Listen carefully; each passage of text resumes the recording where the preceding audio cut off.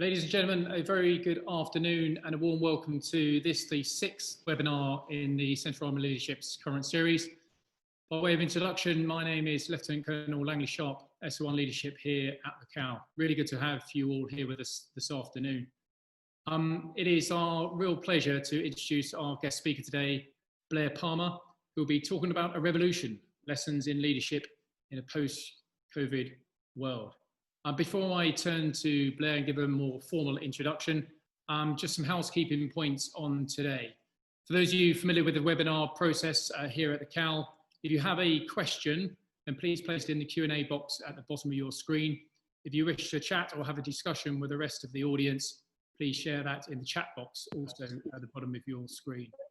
We're going to mix things up slightly this week on from requests from Blaire. Blair's kindly asked to split up her presentation into various segments, and after each segment she will pause and seek interaction with the audience. And for that, we've got 5 panelists with us today: Phil Mitten, Chris Wood, Gavin Smith, Mark McLaughlin, and hopefully Verity Duncan will be joining us as well. All CAL leadership activists and all passionate about all things leadership. So really good to have you on board, team. Thank you very much for sparing your time today. And they will be joining us to interact and share some questions with Blaire. Clearly, if you all, the wider audience, want to ask questions, as I say, please place them into the Q&A box. So without further ado, may I introduce Blaire Palmer, our speaker today. Blaire's earlier career was shaped as a journalist for the BBC, where she worked as one of the youngest female producers for the BBC flagship Today programme, where she spent over a decade breaking stories and shaping the UK's news agenda. For those of you that know the Today programme, hugely credible. About 20 plus, or just shy of 20 years ago, Blaire's fascination with leadership and change led her to a change in her career, where she moved into coaching, becoming one of the UK's first executive coaches, corporate coaches, which has been her career to date, working extensively in the corporate world. She's a successful author with 3 books to her name, as well as being quoted regularly in the global media. So certainly a leading authority on leadership. And it really is that breadth of experience in the leadership world, in the corporate world specifically, that we're seeking to draw on today from Blaire. And understanding not just how others do it, but what they're learning from in this current COVID crisis, and more importantly, what it means to others as we look forward to a future as leaders. So Blaire, really, really good to have you on board. Thank you very much. May I please hand over to Blaire Palmer. Hi, and thank you very much for that lovely introduction. I'm just going to start actually by sharing my screen. I do have some background slides for you. Hold on a sec. Actually, let me do that in a few moments. This is always fun, isn't it? It's always the technical stuff. Right, there we go. Okay, so I want to take you back in time to the 1990s. I was a producer for BBC Radio 4's Today programme, broadcasting to 6 million listeners, setting the news agenda for the nation.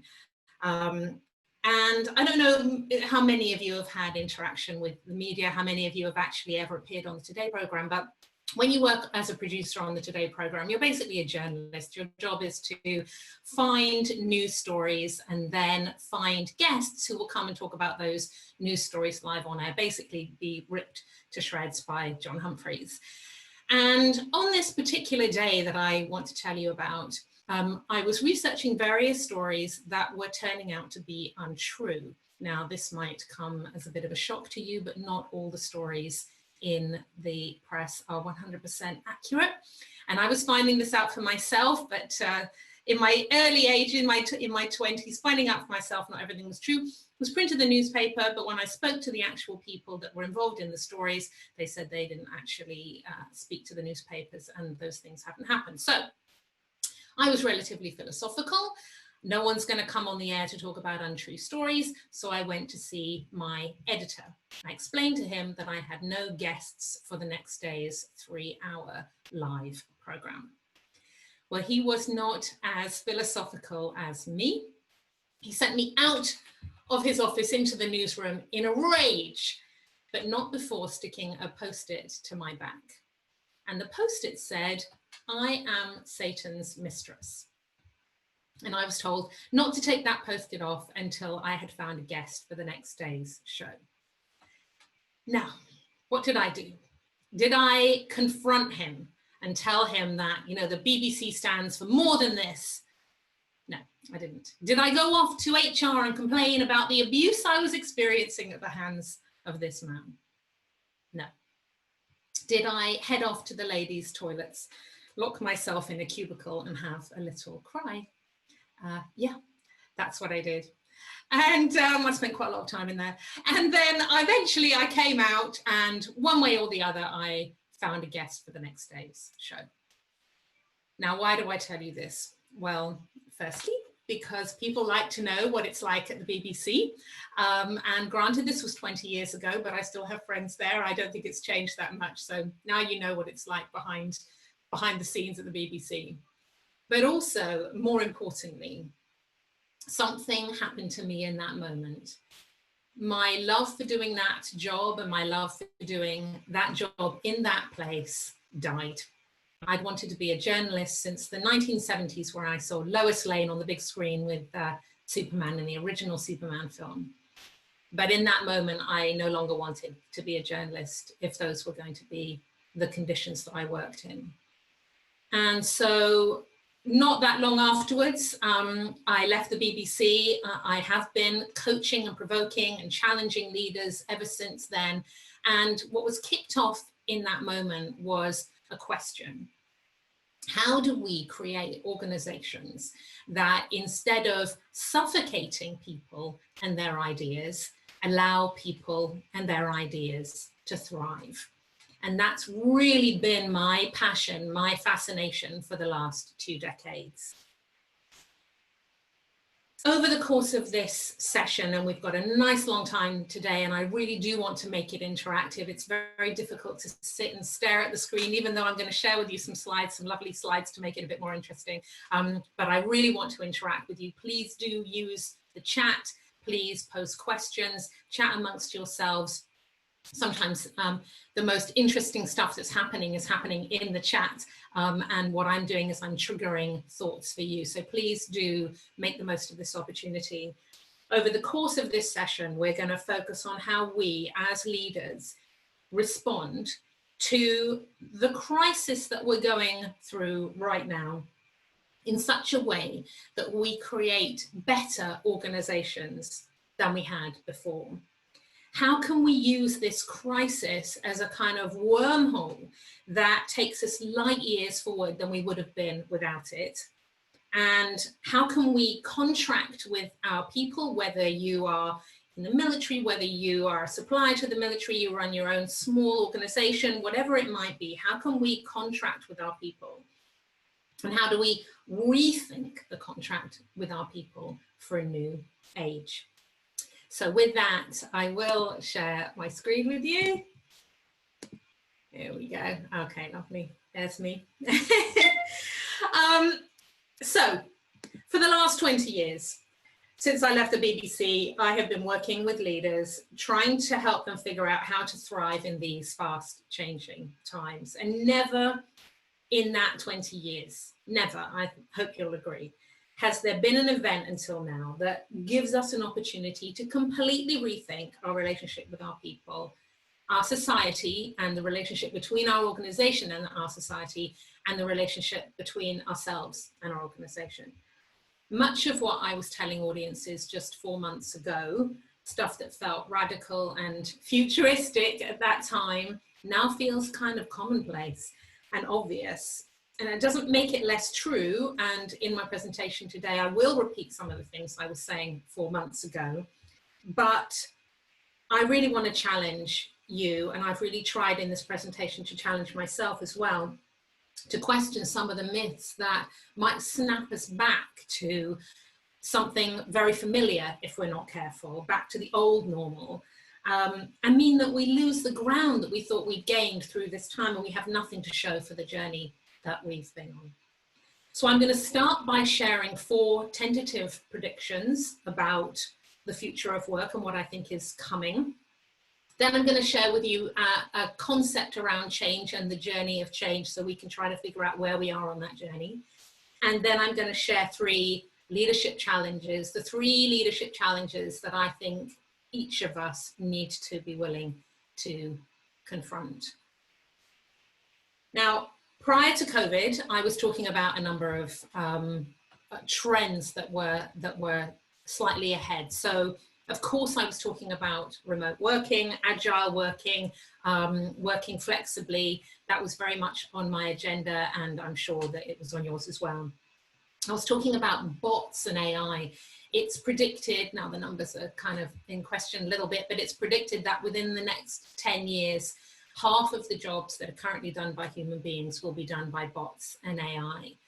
So that really raises a question for us about what are the jobs that only human beings can do? What is it that we as humans bring that we could never expect a bot or AI to do as well as we can? Because anything that requires real logical thinking, crunching of data, emotion-free decision-making is best done by a machine.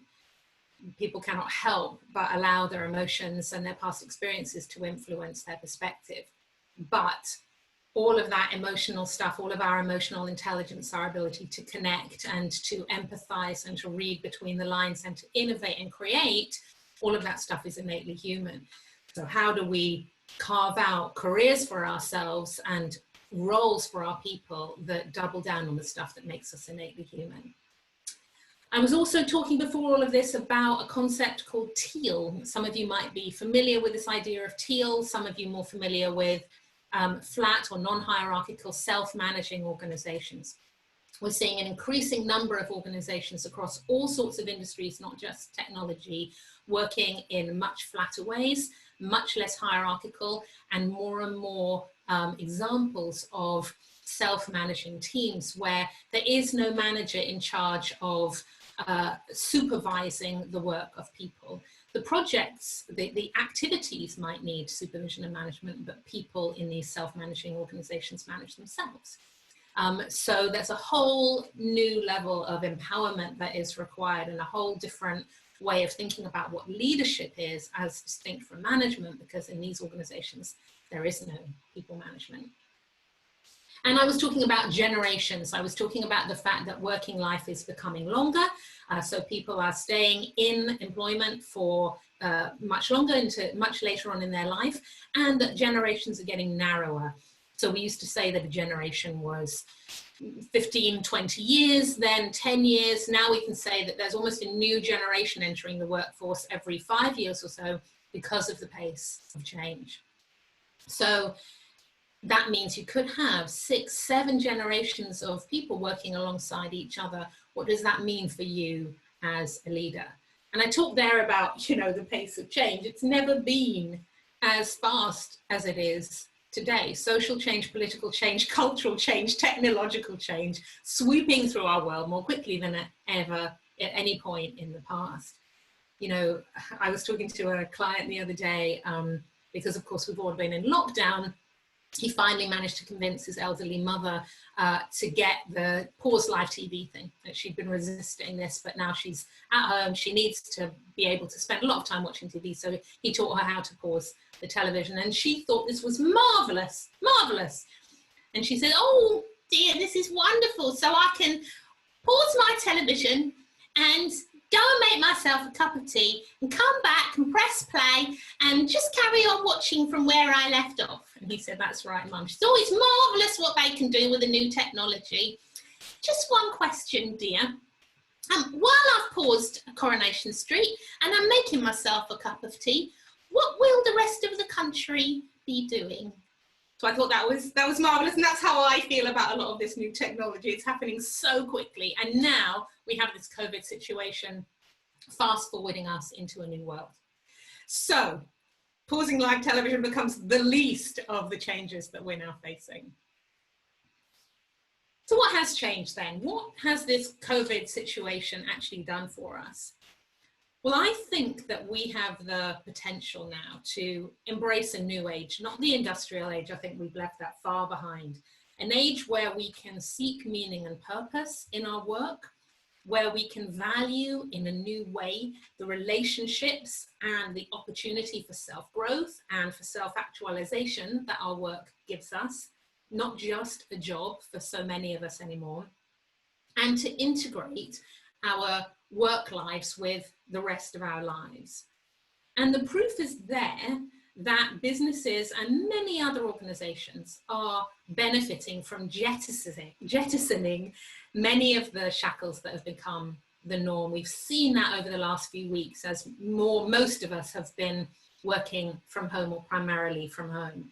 There's more productivity, better employee health, more loyalty to the organization, really an appreciation of what the organization is trying to do to help people right now, tons of innovation, and having had a taste of a different way of living and working, it's hard to imagine that people will be willing to go back to what existed before. So we fast forwarded to a place where we can really make permanent change, and all of those changes I talked about, the bots and the agile and all of that's still relevant, but what else? What has this experience taught us? Well, firstly, here I've got 4 tentative predictions, and here is the first one.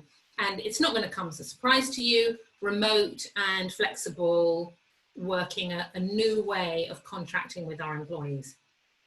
Basically putting people at the heart of our organization if they weren't before.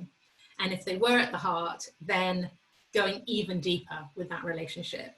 This mass home working experiment has shown us not only that it's possible, but that there are multiple and varied benefits to both the employee and to the organizations that they work for.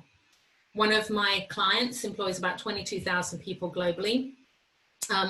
They possibly won't go back to the office until a vaccine. That is a decision that they've made as an organization. So they're really embracing home working for certainly the foreseeable future.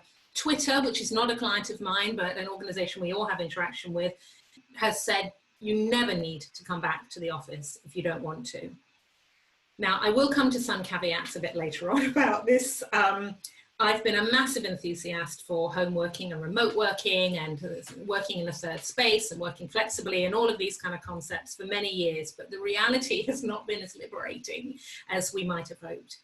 And I think we have to be realistic in the light of our lived experience about what we actually want and need versus some kind of idealized vision that we no longer need the office, that we don't need the distinction between working hours and non-working hours, that we can work in this fully integrated way and that we'll all be fine with that. We have to have learned from our experience, and it's not going to be as clear-cut as some of us were predicting prior to this COVID situation. Second tentative prediction, and the reason that these are tentative, I'll come to in a few minutes, is because of where I think we are in the journey of change. So there has been a massive move over the last few weeks, and here we are proving it ourselves towards online learning and self-service, self-development, virtual conferences and meetings. Getting people together in person cannot be replaced. I think, you know, if any of us did imagine a future where we wouldn't have to go to conferences, and we quite like the idea of that, I think what we're realizing is that's not a future we want. We want to be physically with each other, but the ability to access thought-provoking, educational, new ways of thinking without having to haul yourself to another country or have that awkward dinner the night before the conference with people that you don't really know, that's not going to be 100% necessary. It's already the case that 60% of the I generation, so this is the Zs if you prefer, share knowledge online. 64% of them contribute to the web. They enhance the web, they enhance the knowledge that's on the web. Now it's time for other generations to catch up, really. And quick. We need to learn that learning doesn't happen just in the classroom. One of my clients is a pharmaceutical company, and over the past few weeks has done this really, really well. In fact, I had first-hand experience of this because I created a program for working at home with kids at home, which the pharmaceutical client bought. And we had this thing up and running within about 48 hours. Now, that is, as you can imagine, extremely quickly to get a whole program up and ready and promoting it out, and the agility that was shown and the willingness to take a punt on something because time was of the essence. I was really impressed by that. And there was a huge appetite for that online program and a ton of other online resources that that organization made available. So I do think that we're going to see a permanent move towards self-service, online resources, much less centralization of decision-making about that stuff. The stakeholders that I dealt with at the pharmaceutical company did not have to go layers and layers above to get sign-off for that program. They had permission to just, if they saw something they liked, they had permission to just buy it.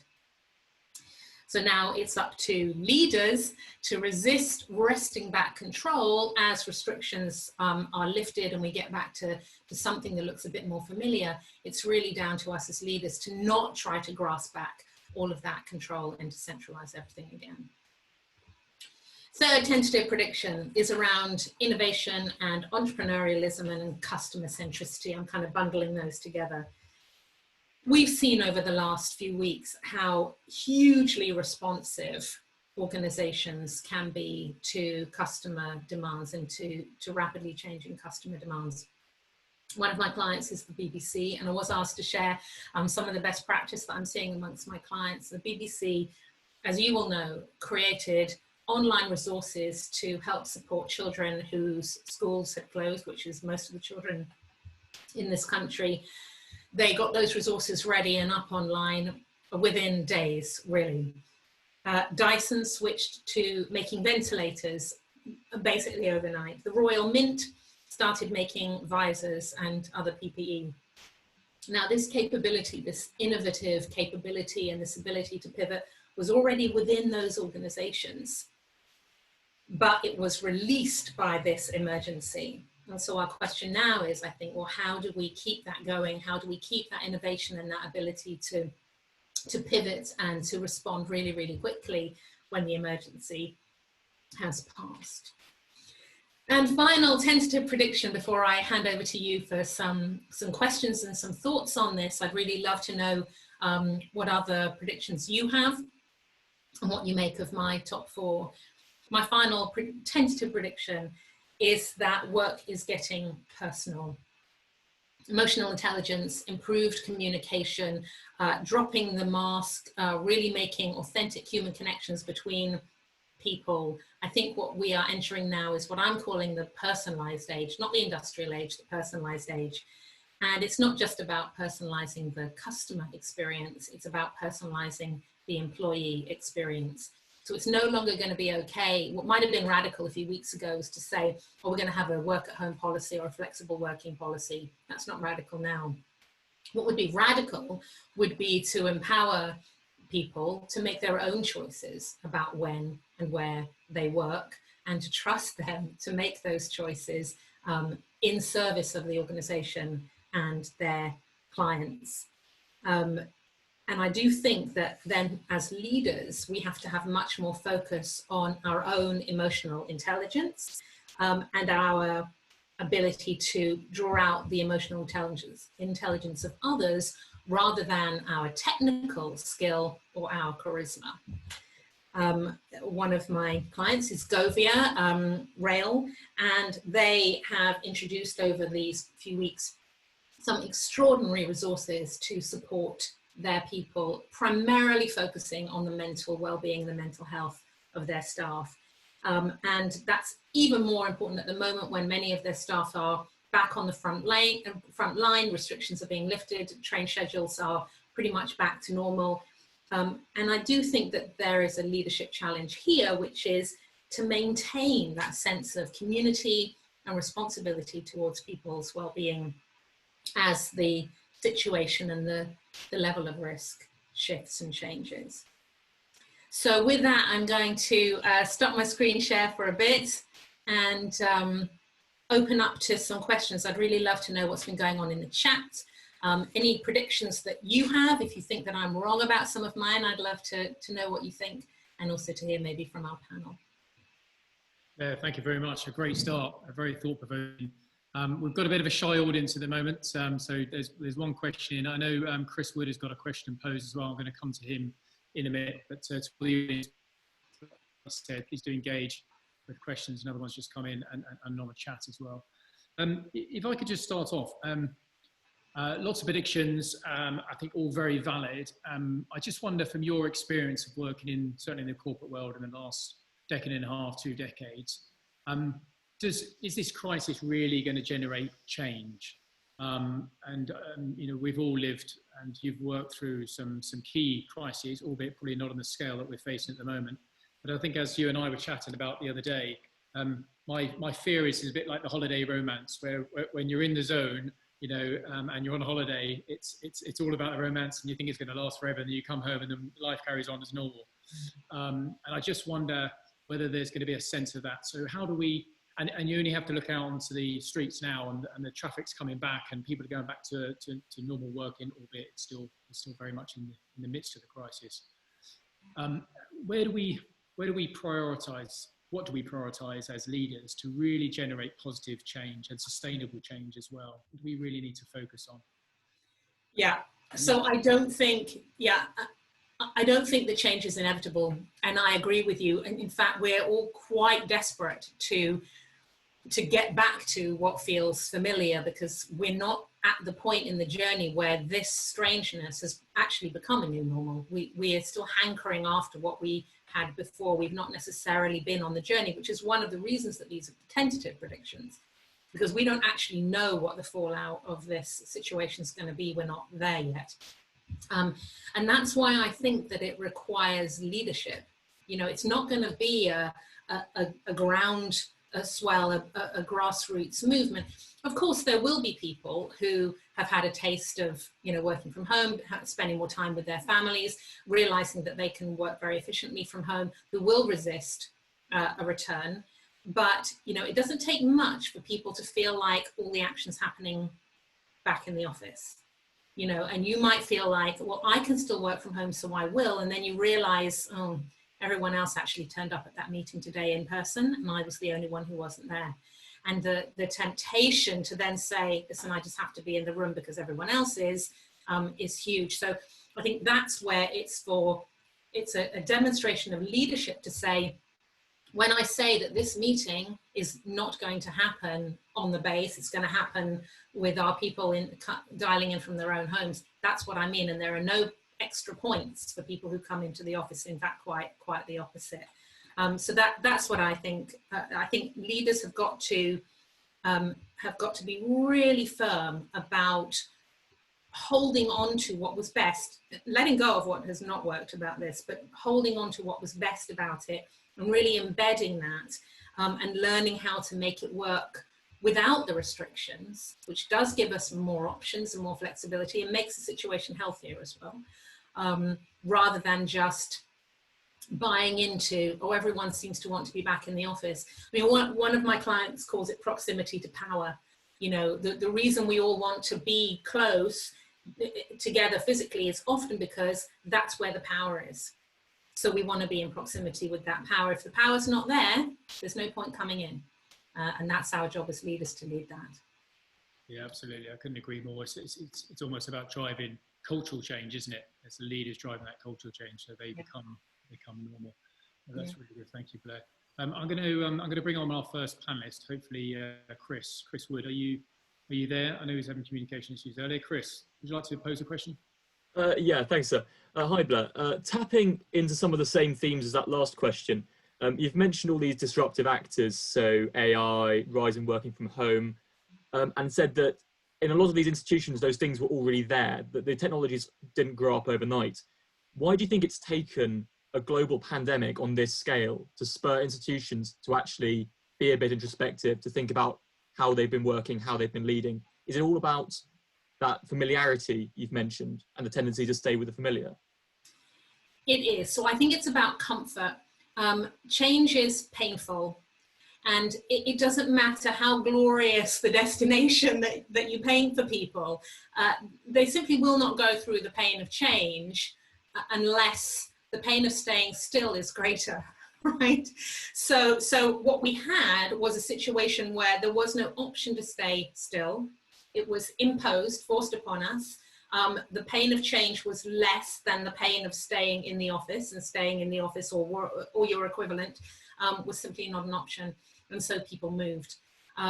But as we were just saying, the pain of change is now is greater or increasingly significant in comparison with the pain of slipping back into old ways.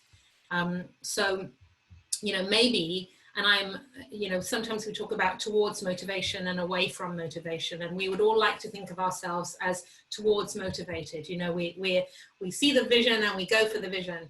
In actual fact, I think most of us are away from motivated, so we move away from pain and discomfort, and hopefully towards something more positive. And it might be that as leaders, we have to really demonstrate and help our people to understand the pain of staying still.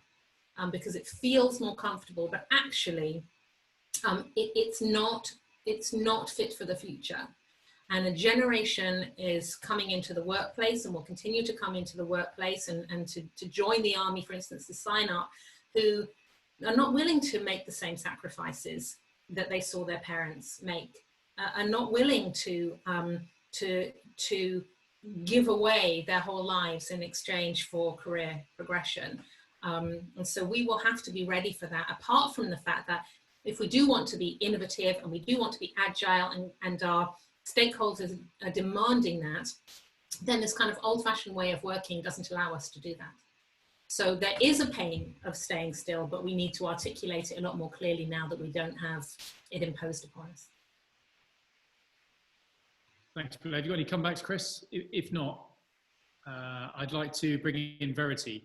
Verity is another one of our panelists who wasn't with us earlier, shared technical difficulties, but I understand Verity's here. If you are Verity, would you like to turn your video and audio on? Is that on now? That's it, you're in. Hi there, Blaire. Okay. I have a question for you. You've talked, one of your principles is remote and flexible working, which I think is a really interesting thought, and so many people have shown that this can actually work. But when you talk about new people within an organisation, whether they're young people or people of a different age who've just sort of jumped ship, and the fact that you learn so much, whether it's about the ethos, whether it's about the standards expected from that organisation, by actually being around people, because they're quite subtle for you to pick up. What are your thoughts on, say, new people in an organisation being able to pick up those values of an organisation when actually they may be stuck at home a long time? Yeah, I think it's a really good point. And this is where I think, you know, people like me who've been predicting the future for a while have to face the discomfort of realizing that we were wrong about a few things. So, you know, we might have thought that this was going to be amazing for everybody, and we now realize it's not going to be amazing for everybody, and it's not going to work all the time. And so we have to sort of swallow our ego a little bit about that. I agree with you. I think that there is no substitute for in-person learning by seeing other people do it better than you, or even, of course, learning by seeing people do it in a way that you promise you will never do it. But having seen it, you know, I've learned so much from that guy, I'm never going to do it that way. So yeah, absolutely, there's no substitute. And that's why I think really a blended approach is required. What I would say, though, is, and an organization that I had some conversations with the other day said, we're all just desperate to get back into the office because our whole development program is about showing our people how to do things, showing new people how to do things, you know, by actually doing it and then watching. To me, that can't be their only learning strategy, because it's very limited. It's called pace setting, where I learn from you by watching you do it. It's one way of learning, but it leads to a lot of dependency. It can lead to people feeling like they'll never be as good as the person they're learning from, so it can undermine their confidence. Sometimes the person they're learning from actually doesn't know how to do it as well as they think they do. So they can be passing on really negative habits and ways of working, and just inhibiting the creativity and original thinking of the people that are learning. So I think that, yes, we want to be with people, we want to learn, we want to stand side by side, we want to roll our sleeves up and get stuck in with people. And at the same time, if we're over-reliant on that, then we will create this dependency, and a sort of parent-child dynamic in our organizations will perpetuate that. Okay, thank you very much. Thank you. Verity, thank you very much. Blaire, I'm conscious of time, so if you're happy to push on to your next section. I will. Thank you. Thanks, everybody. But it's certainly working. We've got about 16 questions come through already, so it sparked the interest. Great. Fantastic. We'll keep them coming. I want to change direction a tiny bit here to talk about the journey of change. And I said before that these were tentative predictions because of where I think we are on this journey. So let's just discover a bit more about them. I want you to think of a time when you did something that you're proud of. You know, think of something. It can be something you did in your professional life, in service. It can be something you did in your personal life. It can be something big, or it can be something small, but something that when you think back on that thing, you're really proud that you did it. Well, all the stories that we know and love, the myths and legends, the novels, the movies, they all seem to follow the same storyline. There is always a hero, and at the beginning of the story, our hero is living their normal everyday life when they are called to adventure. They have the opportunity to do something a bit different, or sometimes radically different. The hero normally rejects that call to adventure and wants to stay in their nice, safe world, but some sort of catalytic event normally occurs that propels them into what's called the special world. Almost immediately, our hero finds themselves in a dark and desperate place in the belly of the whale, where they're wondering what on earth they were doing, saying yes to going on this adventure, but it's too late, there's no turning back. They manage to get out of the belly of the whale through meeting some friends and allies, often a mentor. Sometimes they've met the mentor earlier. The mentor comes to their rescue when they're in the belly of the whale, and they're out of the belly of the whale. But the hero continues to be tested.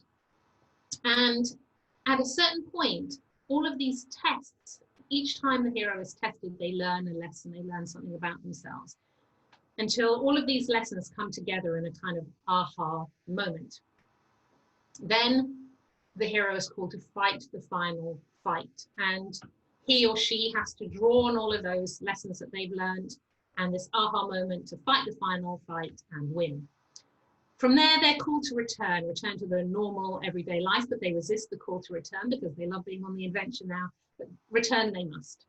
And they go back towards the end of the movie or the novel, things kind of settle down and life normalizes again, but nothing will ever really be the same because our hero has been changed by their experiences. Now, if this sounds at all familiar to you, it should do. It's every single movie that you've ever seen, probably, in every novel that you've read. It's probably the story of every biography that you've read. They have in Hollywood, this is called The Hero's Journey or Hero's Quest, was developed in the early part of the 20th century by a writer called Joseph Campbell, who was interested in the work of Jung and Freud and developed this model. In Hollywood, they have Hero's Journey consultants who will check all the script storylines to make sure that they hit all of these plot points, because this is the human story as well. If you think about that thing that you were thinking about a moment ago, the thing that you did that you're proud of, you will recognize all, or almost all, if not all of these stages. The moment where you had the opportunity, the moment where you weren't sure if you could do it, but then you embraced the opportunity either out of choice or necessity. Dark moments where you thought that you were going to fail and you wondered what on earth you were doing, accepting this call to adventure. The people that supported you. It's very rare that we achieve anything of note on our own. And the lessons that you learned that allowed you to complete the journey. And when you think back, yes, you know, you're not constantly living this life on a roller coaster like that. Things did settle down and become normal again. But there was no going back. Your life was changed. You are today where you are today because of the things that you did in the past. And those things changed you, grew you up, and allowed you to then go on the journey again and continue to grow and develop. If you like, it's the story of this COVID situation. And in a moment, I want to ask you where you think we are on this journey of change. And of course, there are multiple journeys going on at any one time. So there might be, let's say, you decided to work in another country. So that was a journey, but then maybe there were mini journeys happening within that. And then, of course, it's all part of the journey of your life. So there are multiple journeys going on simultaneously. And one of the reasons that I wanted to share this with you is this is actually the story of a number of things. It's also, by the way, exactly the story of Star Wars. So George Lucas was a massive fan of this concept of Joseph Campbell. They worked very closely together, actually, when George Lucas was writing the original Star Wars films.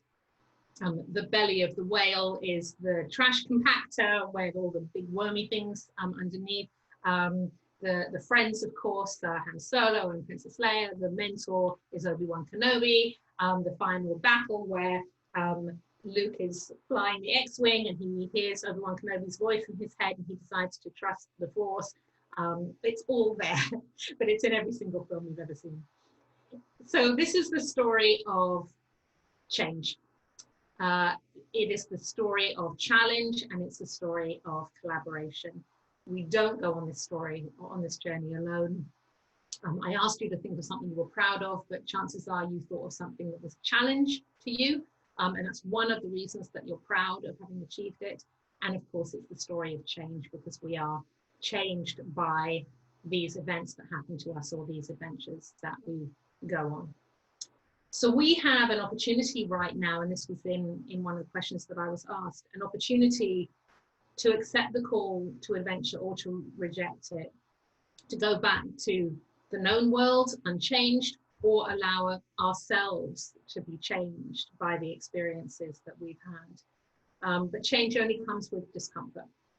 So what we have to do, and I touched on this in the Q&A just now, is we have to face up to beliefs and mythology that are keeping us stuck in the known world. We have to start, we're the leaders, we have to confront our own beliefs and mythology first in order to come through this journey in such a way that life is not the same as it was before.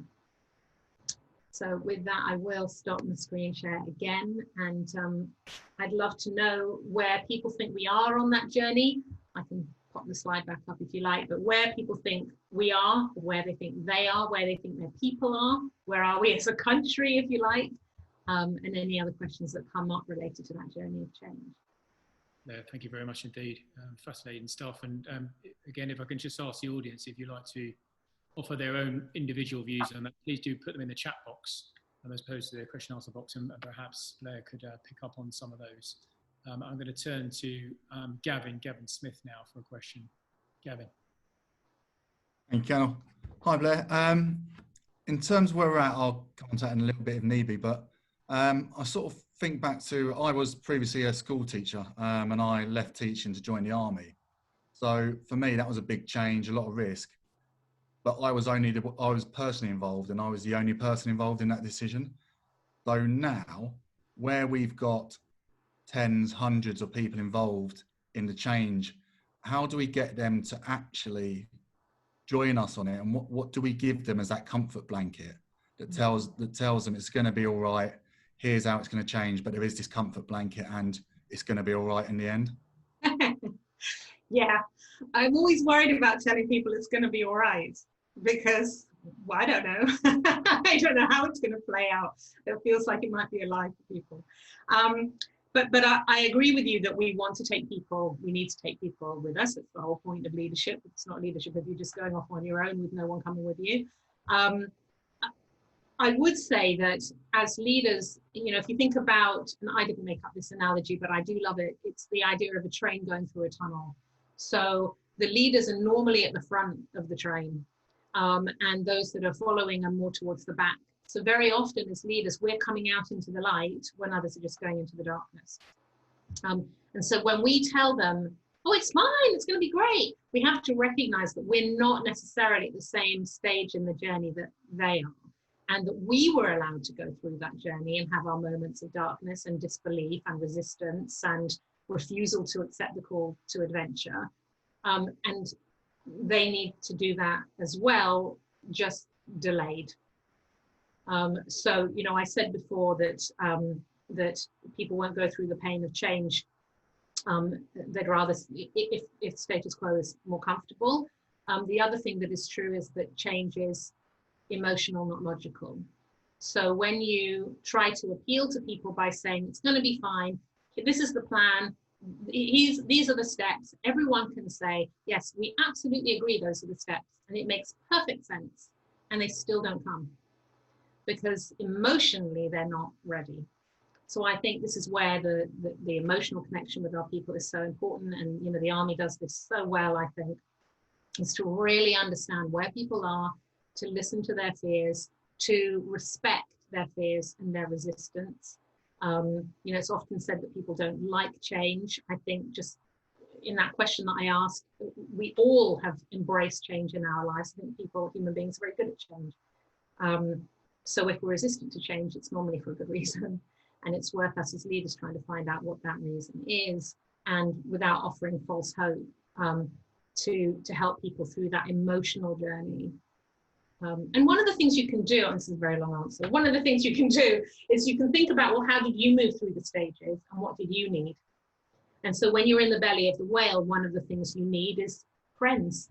You know, you need a gang of people around you to help you through that. When you're having your aha moments and you're trying to make sense of the lessons, you need a coach or mentor or somebody to help you to draw meaning from it, you know, so that you can kind of pull those lessons together. So thinking about what you needed at each stage, you can start to provide that for your people. Thank you very much. Okay. Thanks, Kevin. Yeah, there's a number of comments on the in the questions and answers there. There's one from Sean Taylor. Welcome, Sean. Good to see you again. He says, change is scary, and this revolution of 10 years of tech in 10 weeks has forced us to be Darwinian. Species who adapt, only those who adapt will survive. He says, is that what's going on? Is this what's happening? I think a lot of corporations now are having that discussion. You know, how can we adapt in order to survive? And I guess a lot of them won't. Yeah, that's right. And there are some very tough decisions to be made. And I will come to some of the difficult conversations that we need to be having with ourselves and with each other. There will be fallout, and not everybody is going to cope well or be suited to the world that we're trying to create, or the world that is sort of inevitable that we have to create. Some of these changes are here to stay. I mean, we haven't discussed the environment, for instance. You know, there's no getting away from that. Some of the decisions that we have to make are very, very bold, and there will be casualties. You know, we need to think about what is our responsibility towards those people. But you know, I think we only have to look at some quarters in America, for instance, who are in denial about some of the changes that need to be made. And there's no point being in denial. These changes are going to happen anyway. And we need to prepare for them, and we need to prepare ourselves, prepare our people. And then we need to put the protection in place for those that can't come on the journey with us. Thanks very much. I'm probably going to bring in Mark McLaughlin. Mark, I've just seen your comment in the comments box there, which I thought was useful. It talks about emotional connection and remote working. Do you want to ask your question or make your point there, at least, Mark? Hi there, Blaire, sorry. Going back to Gavin's question earlier, you mentioned the need for the emotional connection, using your emotional intelligence. Does that create an even bigger challenge for leaders when we're working so far apart? It might do. I mean, look, going out for a drink, you know, and hanging out together is a great way of forming bonds. I mean, that's one of the reasons that I always encourage teams to go off for a few days together and do some team development stuff together and have some of those conversations in person. But, you know, so I've been coaching leaders for 20 years. For the first 10 years or so, I did most of that coaching by phone. So, I mean, there wasn't any Skype or Zoom. So I did most of it by phone. I didn't know what my clients looked like. They didn't know what I looked like, apart from maybe a profile photo on my website. And there was something very intense about the relationship because it all happened just with voice. It was very intimate in that way. And even now, you know, because we're in lockdown, I've been coaching my clients via Skype and Zoom, and there's still been the same number of tears. You know, there's still been the same number of personal revelations. And in actual fact, there is something, again, very intimate about speaking to people in their own home as opposed to in some personality-less corporate meeting room with coffee in a polystyrene cup, you know. So I think that one of the things that this has done is it has brought us into each other's homes. I mean, I can see into your background. You know, I can see the little tiny goats behind you. You know, I kind of have an idea about you that I might not know about for weeks or months if we work together, maybe even years. People's dogs barking in the background, someone breastfeeding during a Zoom call. I think there is something very intimate about this blurring of the lines between work and home that's very positive. But as leaders, we have to make more of an effort. You know, we're not going to bump into somebody in the mess hall, you know, or at the water cooler. We're going to have to be proactive if we want to have these sorts of conversations, and maybe that's the thing that's hard. Thanks very much. Yeah. Thanks, Blaire. I'll just point you to a couple of comments here in the chat room from Mark Dean and from Reese Buchan as well. And Reese and Mark, we've just made you panelists as well, so not putting you on the spot. If you do want to come in and either chat or make a comment on your comment, then feel free to do so. Reese says, in my own opinion, I believe we're at the start of this journey of change. As individuals and companies, we are still learning of or coming to grips with how this can improve work-life balance. Yeah. I agree. I agree that's where we are. And that's why I think that anyone who is saying, oh, you know, let's hardwire this experience, let's decide now what the future looks like. How can we? We haven't been through those tests. We haven't really come face to face with our beliefs and assumptions yet, because all this change has kind of been imposed on us so far. And we will see what we're really made of in the coming months and maybe years. So yeah, I agree. And you know, Mark comment about being in the belly of the whale. I think a lot of people are. Levels of burnout, I'll come to this actually, but levels of burnout right now are very, very high. There's nothing to say that just because you're at home, you're not stressed. In fact, quite the opposite. I often deal with clients. I'm a volunteer in the CCF, but I also have a professional career as in leadership consultancy. And I find there are lots of people out there now that are suffering far more in terms of the feeling of powerlessness, and that also exacerbates their well-being and their assuredness about some things that they would like to talk about.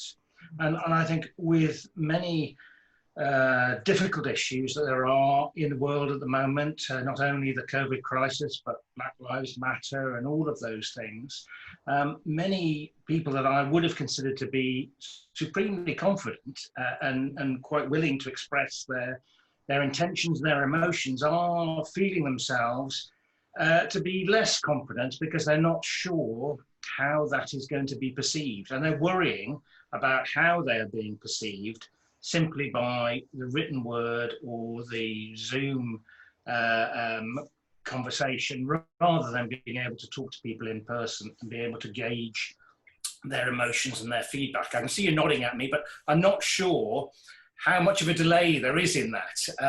And I know I'm not looking into your eyes, I'm trying to, but my image is probably looking up to the right like some sort of idiot.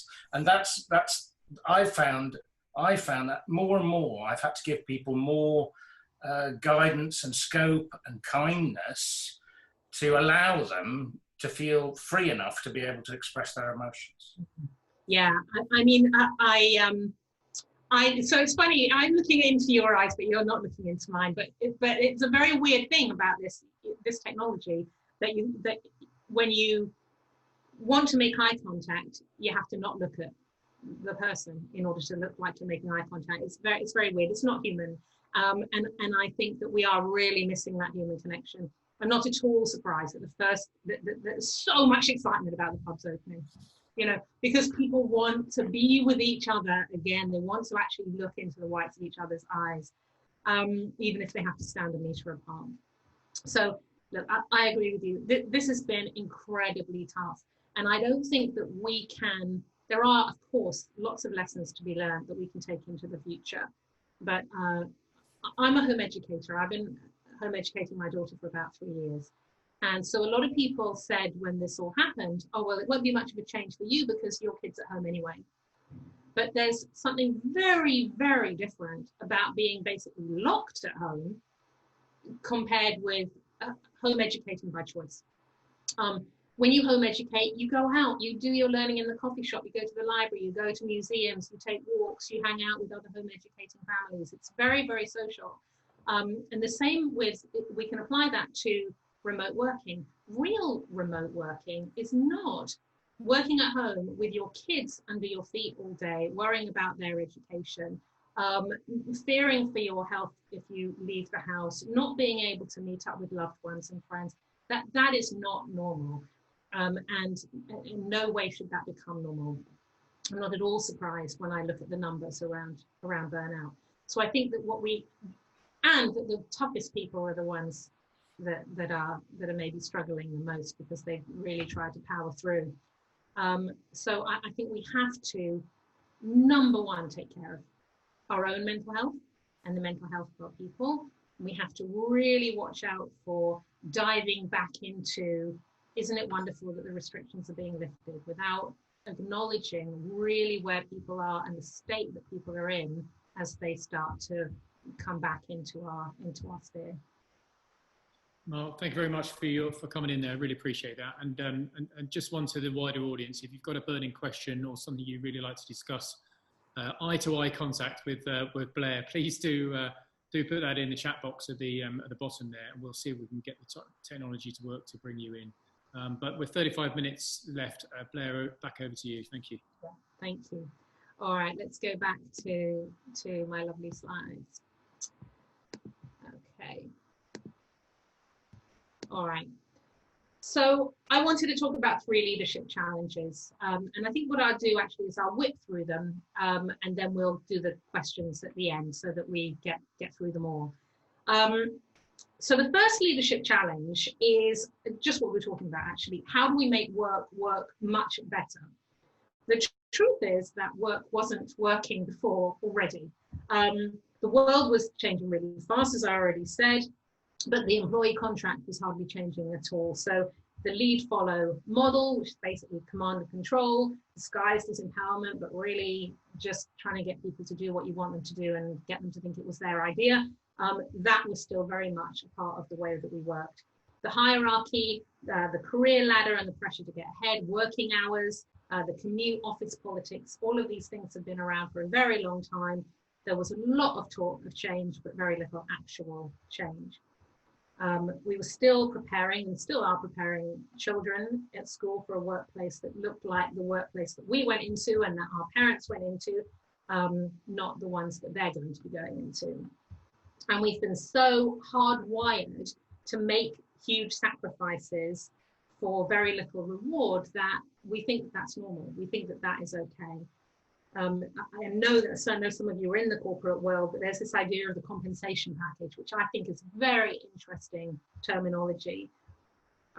You're basically being compensated for the sacrifices that you're willing to make and your willingness to make more. So you're basically saying, I will accept this compensation package. I will increasingly undertake to do something more and more impossible, and you will compensate me more and more for my willingness to do basically an inhuman task. I think what recent events have shown us, and again, I'm not just talking about COVID, Mark mentioned Black Lives Matter there, lots of other things.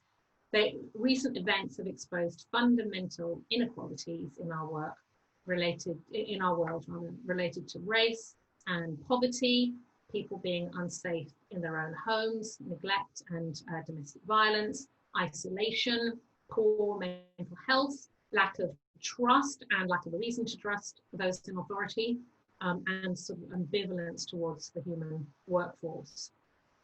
Nothing that we're seeing now is caused by COVID. All of these problems were already there, but they've been magnified by this situation. When you put an organization or a culture of any kind under pressure, little tiny cracks that were there become huge chasms. So as leaders, we can't paper over those cracks, or hope that as we step out of the immediacy of the crisis, that those tensions are going to go away.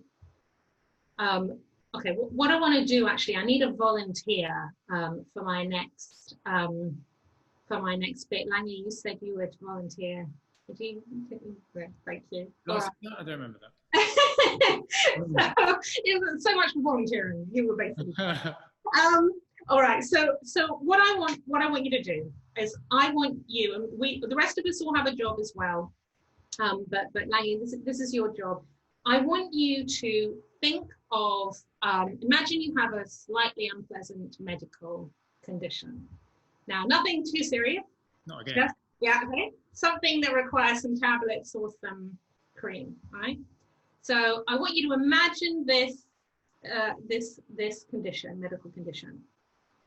And what I want you to do is, using the power of the mind, I want you to communicate with us what this condition is. Now, I don't want you to say anything. I don't want you to act it out. Please don't act it out. Just think really hard about what the condition is that you're trying to think about, and just using the power of the mind, communicate with us. And then the rest of us, our job is to see if, using the power of the mind, we can understand what this is, whether we can receive it. So I'm just gonna mute myself for a second, just so we can all concentrate just for a few moments.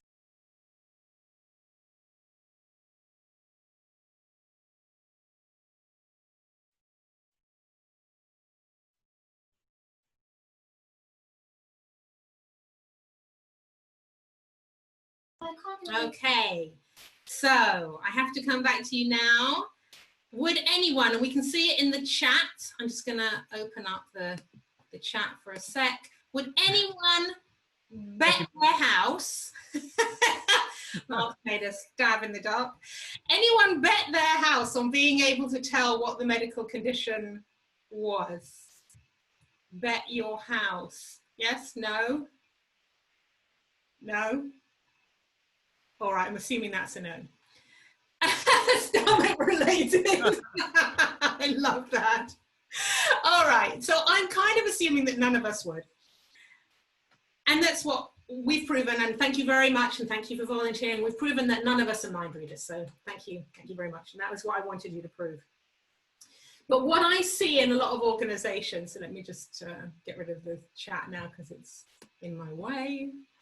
All right. What I see in a lot of organizations, when we're thinking about, trying to make work better, is I see people behaving like we all were, right? So we believe ourselves to be mind readers. We think we know what people want and need, but we've just proven that we're not mind readers, so we can't possibly know. And equally, I see people behaving like Langley, like they have something on their mind, but they're not going to tell you what it is. We're in a situation right now where it's like the Wild West in America. We don't really know how all of this stuff is going to play out. We don't really know how people are. Meanwhile, many are struggling, they're isolated, they're fearful, they're burnt out, but they don't want to say. And so our challenge as leaders, if we want work to work better, is we need to listen. Now, there are lots of different kinds of listening. I'm sure you've all been on the courses, active listening and mirroring and all of this kind of stuff, but I'm talking about a different kind of listening. I'm talking about listening to the stuff you don't want to hear, the stuff that's hard to hear. In fact, even further than that, I'm asking you to listen so hard to your people that you might change your mind. No more mind reading. You're going to listen so hard that you might change your opinion, you might change your perspective. And I don't see much of that. I actually see people even more stuck in their old mindset, because all of this that's happening now kind of proves that they were right. And I mentioned that this is the struggle that I have as well. There were lots of things I was predicting and saying that this was going to be great, and now I have to face up to being a bit more cynical about it in reality. If you're not uncomfortable, then you're not on the journey. And if you're not on the journey, then there will be no change after this. So you have to feel the pain of change. You have to confront your beliefs and assumptions, and you have to really, really listen and be willing to hear the stuff you don't want to hear. At the same time, you also need to be willing to speak up. You need to find the language to talk about how you are, how you're feeling, what's working, what isn't working. Talk about what you're learning. Talk about what you know to be true and what you're increasingly unsure about. Be bold, speak uncomfortable truths, be willing to be wrong. It starts with the leader. You're not going to be able to get your people to speak about their vulnerabilities if you're not willing to speak about your own. So I was going to open up to questions here, but I think what I'll do is I'll plow on with my second leadership challenge, just so we make sure we get them all in. And the second leadership challenge is to take much more seriously our responsibility towards our well-being, the well-being of our people. And we were just talking about this in the Q&A. This situation has shown us how agile we can be, but it's come at a cost to well-being. That agility and that productivity has got to come from somewhere. And I don't know about you, but I've noticed that I'm achieving by Thursday lunchtime what used to take me till Friday evening and maybe even into the weekend. So by Thursday lunchtime, I'm exhausted, and yet we're still pushing on. We've seen fantastic examples of innovation over this last few weeks. The BBC producing a whole online curriculum. As individuals, we've had to adapt really, really quickly. We've demonstrated this exceptional capacity for change, but it's come at a human cost. When a crisis is permanent, you can't treat it like it's temporary. I mentioned burnout before. According to data collected from 2.9 million people by the survey organization Glint, in the month March to April 2020, staff reported levels of burnout had doubled. Employees who said they struggled with balancing their personal and work lives were 4.4 times more likely to exhibit signs of burnout. The effect was 2.3% higher for employees who felt overwhelmed by their workload. Inevitably, enlightened organizations have responded really quickly to this. I mentioned what Govia have done, for instance, but these have, by their nature, been quick fixes. If we want life to be different after than life before, the quick fixes that worked for the first few weeks will not work long term. If we only provide quick fixes, we're going to lose people's trust. Now, levels of trust in major institutions are in massive flux right now. Funnily enough, levels of trust in government are way up to levels not seen since the Second World War. People are really relying very heavily on government to solve this crisis and keep them safe. But at the same time, and I touched on this a few minutes ago, the spotlight has shone on inequalities in society. 67% of people who took part in the Edelman Trust Barometer, the spring update, believe that those with less education, less money, and fewer resources are bearing a disproportionate burden of the suffering, the risk of illness, and the need to make sacrifices during this pandemic. More than half of people are worried about their long-term COVID-related job losses. So as leaders, we have to focus on building trust, and that is about changing emphasis. It isn't the time for bold visions, because I don't think we know what we can promise. We don't know what the future looks like, but it is a time for a declaration of principles. what matters most at the moment is connection, is being, not so much doing, because we don't actually know what to do, not definitively. We don't know what the future holds. So I've realized that I come from a very privileged place where I believe, for instance, that working at home was going to be as easy for one person as another, but it comes with new issues as well as new opportunities. It isn't actually hard to get people to work from home, but adapting to working from home is hard. For instance, remote working has not helped to balance the gender divide. In fact, it's made it worse. The shift from working at home has been tougher for those on lower incomes, those living in smaller homes or apartments, those in the city without easy access to outdoor space, those in violent homes. And as we've seen, tensions are incredibly high when it comes to race and institutional racism. So here's the challenge, the second challenge for us. Whose responsibility is it to take care of our people? Whose responsibility is it to have heightened awareness for the disparities between our people? Whose responsibility is it to own up to not understanding the experiences of those on the front line, or the most junior, or those with the least well-paying jobs? I think it's our responsibility as leaders. That's why we need to be listening really, really hard. And we need to demonstrate a willingness to trust. That's part of, not just to be trustworthy, but a willingness to trust others, and to look at what are the limits that we put on that willingness to trust, because whatever limits we're putting on the willingness to trust others, those are the limits they'll put on their willingness to trust us. And the final barrier, final challenge for leaders is to face up to the less positive consequences of this revolution, which I think is going to involve swallowing our ego. We're still avoiding some uncomfortable truths about the future. The end of the industrial age and industrial age ways of working. And 70%, this is again the Edelman Trust Barometer, 70% of the informed public believe, in the UK, believe that capitalism as it exists today does more harm than good, and that those who have less suffer more. So as we enter this shiny new world, we may realize that not everyone is going to be needed, not necessarily needed to do the job that they do today. If we fix so much of what's not working about work, we may discover that many jobs only existed because the organization was broken. If small, agile organizations that don't need the overhead and complexity of large ones can address customer needs more quickly and accurately, why do we need big, hefty organizations with their facilities management teams and internal coaches whose job is basically to hold broken people together so they can do another day's of work, layers and layers of management to supervise people only because people aren't engaged enough or clear enough about what they're meant to be doing to motivate themselves. And if AI and bots can do many of the repetitive and boring drudge work, whole industries and whole job types may cease to exist.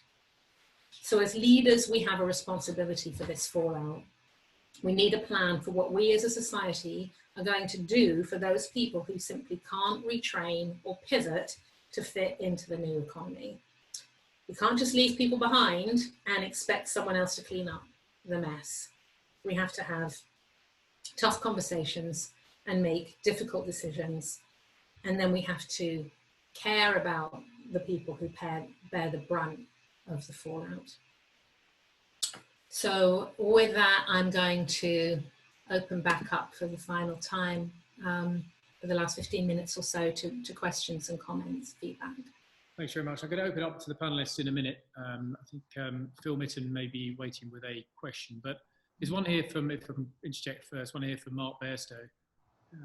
It's an earlier question, but I think it's sort of relevant at this part as well. Blaire, some really thought-provoking concepts and ideas. One of the biggest challenges for leadership in this new normal relates to the ability for a leader to be virtually visible, and links to the perception that you mentioned of proximity to the boss. What are your thoughts on addressing this challenge for leaders? And I guess I sort of paused on that just now in relation to your talk about trust. And how do we engender trust in this increasingly virtual world? Yeah. Techniques and tools we can apply. Yeah.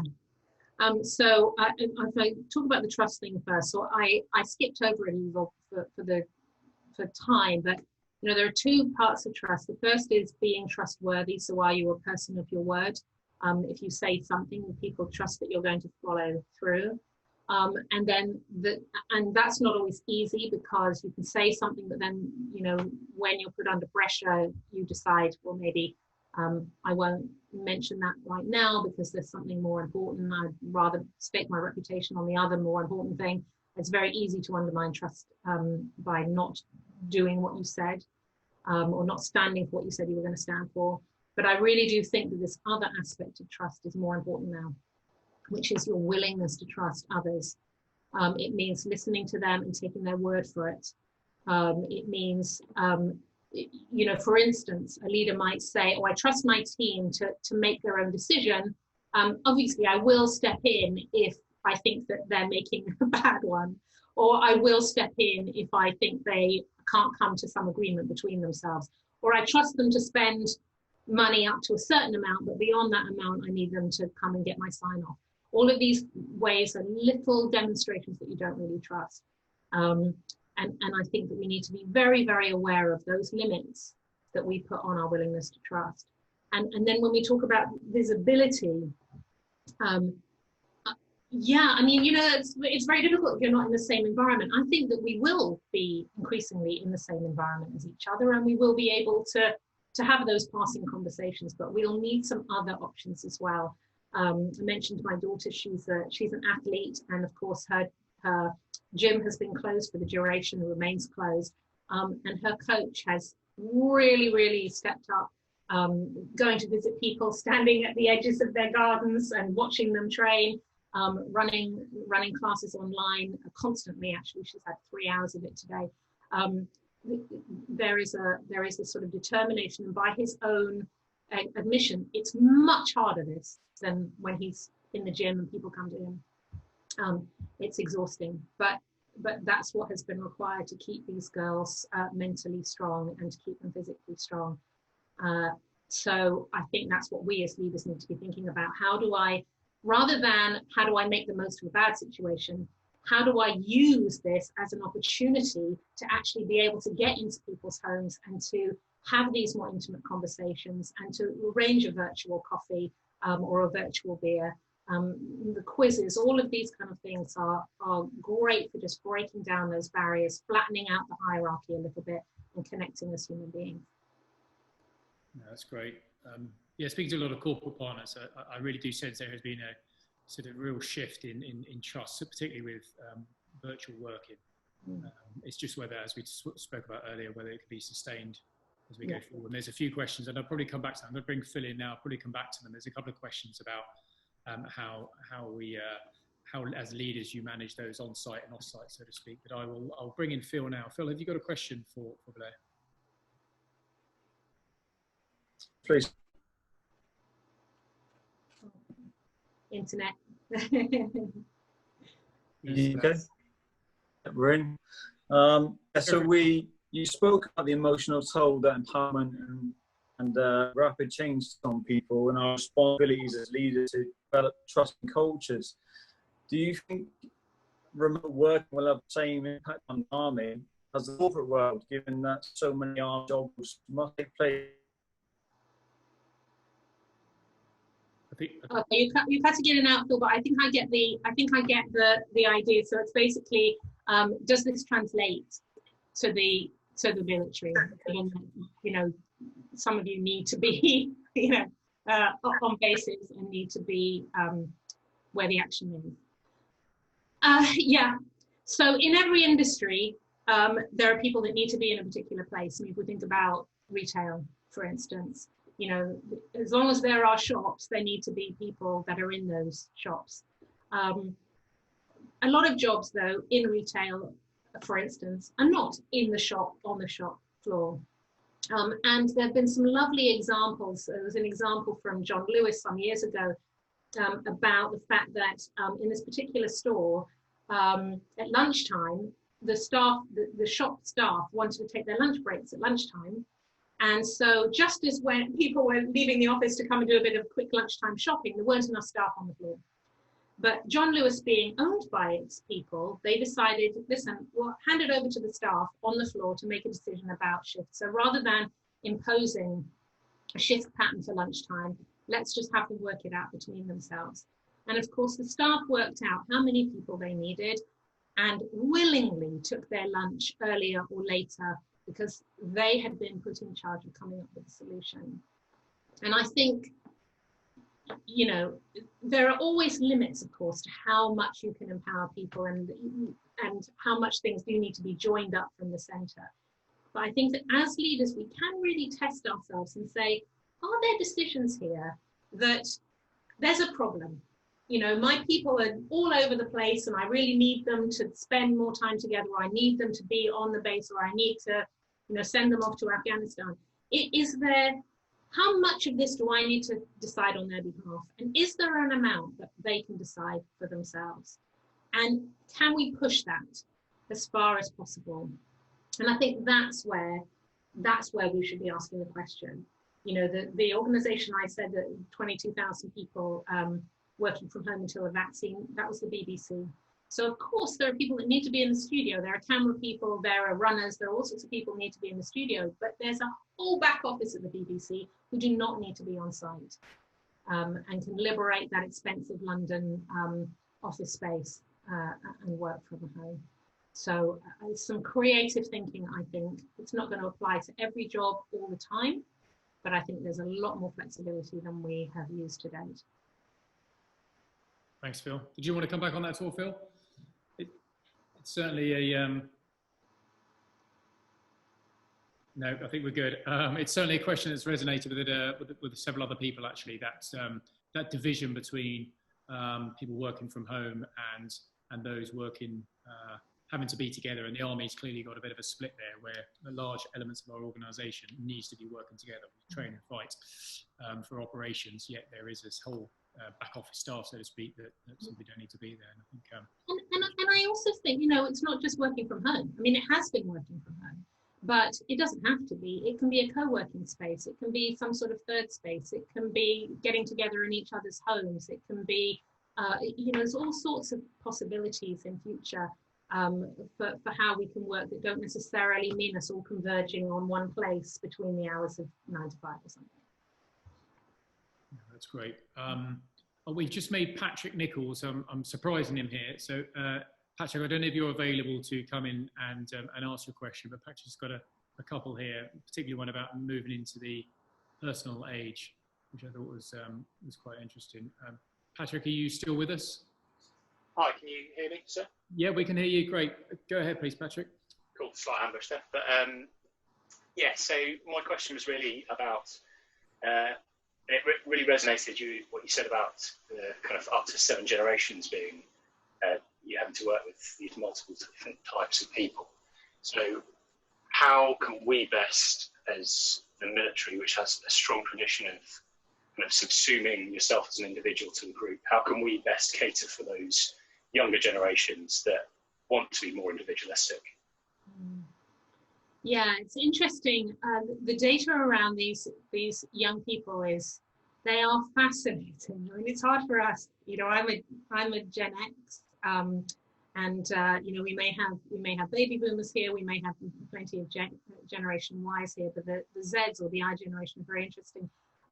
They have a 6-second attention span, apparently, which is about the same as a goldfish. Although, interestingly, what that really means is you have to grab them within 6 seconds. Once you have them, you can sustain their interest. But if you don't get them in 6 seconds, they moved on.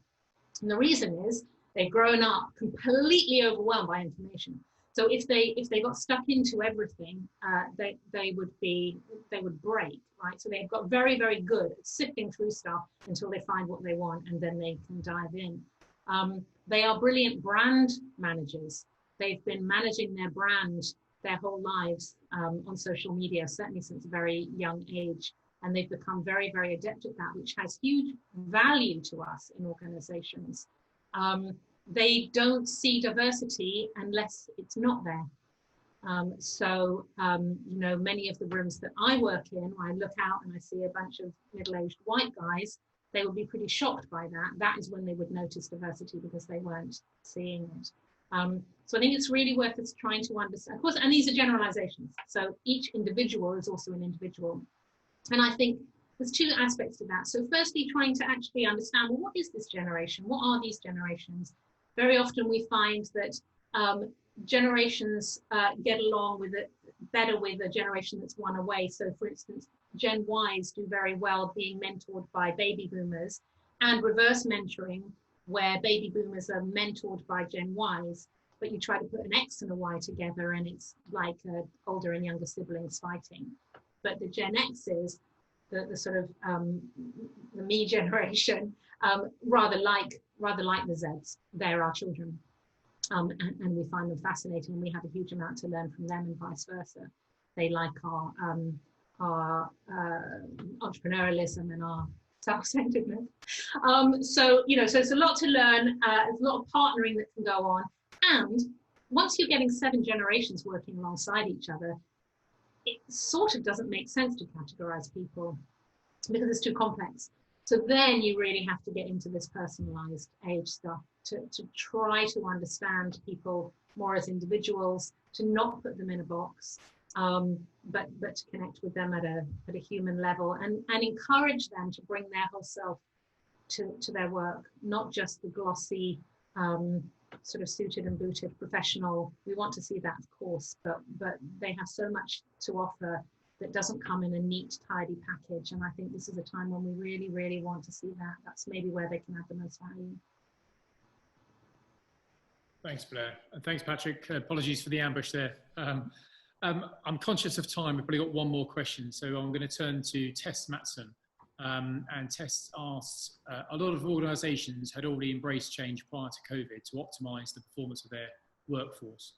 She says you only need to look at organisations that are high on Glassdoor reviews and those that have therefore thrived in the current climate, current crisis. Is the challenge more difficult for a hierarchical organisation to react to continuous change? And if so, what can the Army learn from other organisations?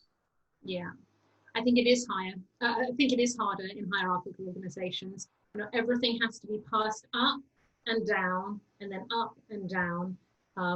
Information gets lost along the way, and you have people making decisions at the top without really an understanding of the implications of what that means for people on the ground. So I'm very much in favour of flatter organisations, which isn't just about taking out layers. You can still have hierarchical thinking in quite flat organisations, and you can still have a very flat thinking organisation with hierarchy. So, if we look at the Army, for instance, it might appear to be very hierarchical, but in actual fact, what I know from friends of mine who've done active service is that when push comes to shove, it's about the team, it's about your colleagues, it's about making decisions together, it's about collaboration and empowerment. And so I think actually there's a huge amount for corporate to learn from the military about how to do this. And the difficulty in the corporate world actually is that, and it may be the same in the Army, that peak performance is required 99% of the time. The opportunity to step back and reflect is very limited. And so we need to take that into account. We need to think about what is the environment, what is the role of leaders in creating an environment where people can do their best work every day. And for me, the role of leaders in that situation is not about hierarchy or imposing structure, but about removing obstacles, saying what is in the way, what's getting in the way for my people, and how can I get that stuff out of the way so they can do their best work. And I think it doesn't really matter in a way how many layers you have in the organization. If leaders see that as their job, then they will remove the obstacles, and wherever people are in the organization, they'll have this kind of free route to do their best work every day. Struggling to unmute there, Blaire. That was a fascinating answer, and one that really resonates because it's one that we often talk about here in the Army: hierarchical organisation, and how do we sort of flatten that thinking? And we've got the thing that many people here in the audience will be familiar with: mission command, whereby the leader commander states their intent, allows the individuals to get on with delivering how they feel best to deliver. So tell them what to do, not how to do it. That's a sort of true empowerment, and we get that right in the best possible organisation. When they get that right, it's matched with that hierarchical structure. It's phenomenal success. It really is high performance.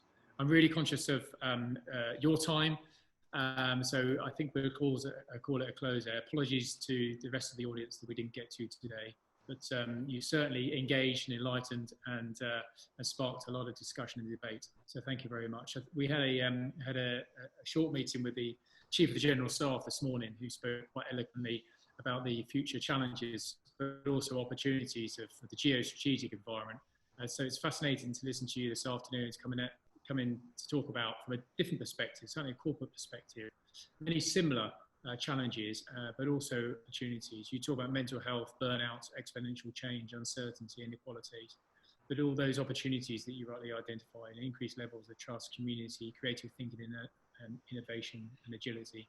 And more importantly, you haven't just given us problems, you've given us really practical solutions and ideas how to take this forward as leaders. And that's what we really need. How are we going to get over the current crisis and transition to a more positive future?